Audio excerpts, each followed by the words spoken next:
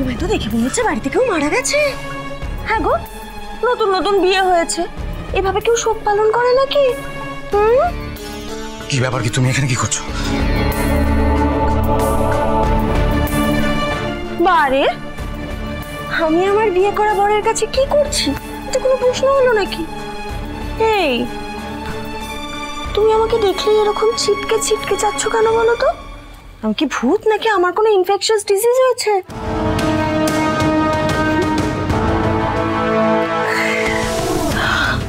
আরে বাবা, আমি আমার ব্যাগটা এখানে ফেলে গেছিলাম, ব্যাগটা নিতে এসেছিলাম। বুঝতে পারিনি গো তুমি আমায় দেখে এতটা ভয় পেয়ে যাবে। আসলে না, আমার কপালটাই এরকম জানো তো, যাদেরকে ভালোবেসে কাছে পেতে চাই তারা আমাকে ভালোবাসার বদলে উল্টে ভয় পায়। কেন বলো তো? দেখতে তো আমাকে ঠিকঠাকই, ভূত বা রাক্ষসীর মতো নয়, তাই না? মোনা, তোমার কাজ হয়ে গেলে তুমি যেতে পারো।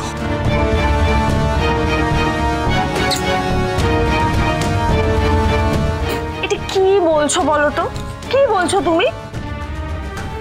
আমি তোমাকে বিয়ে করেছি, তাই না?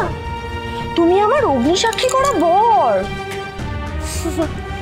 আমার কপালে কি স্বামীর সোহাগটুকু পর্যন্ত নেই? লোকজন শুনলে কি ভাববে বলো তো? ভাববে তো যে আমি তোমার মাথায় বন্দুক ঠেকিয়ে তোমায় বিয়ে করেছি। এই সমীর, আমাদের বিয়ে হয়ে গেল, তাও তুমি আমাকে একটুও ভালোবাসতে পারলে না। কি গো সমীর, বলো বলো।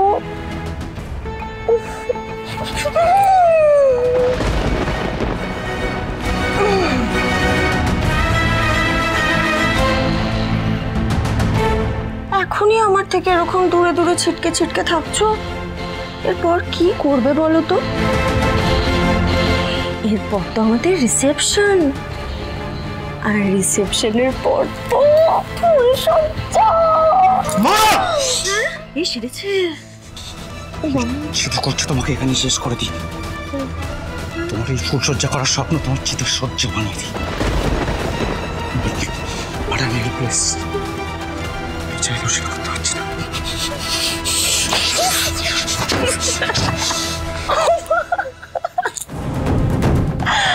তোমরা দাদা ভাই সব একরকম জানো তো।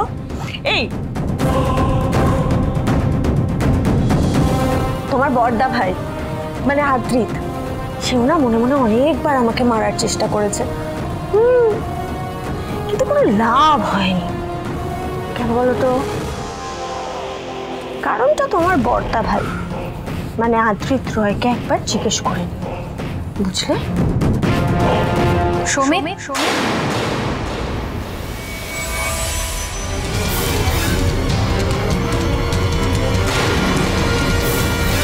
কি হলো ব্যাপারটা?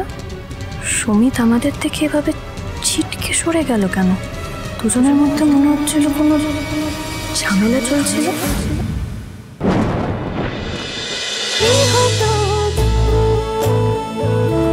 গৃহপ্রবেশ সোম থেকে রবি রাত 10টায় স্টার জলসায় ও জিও হটস্টারে।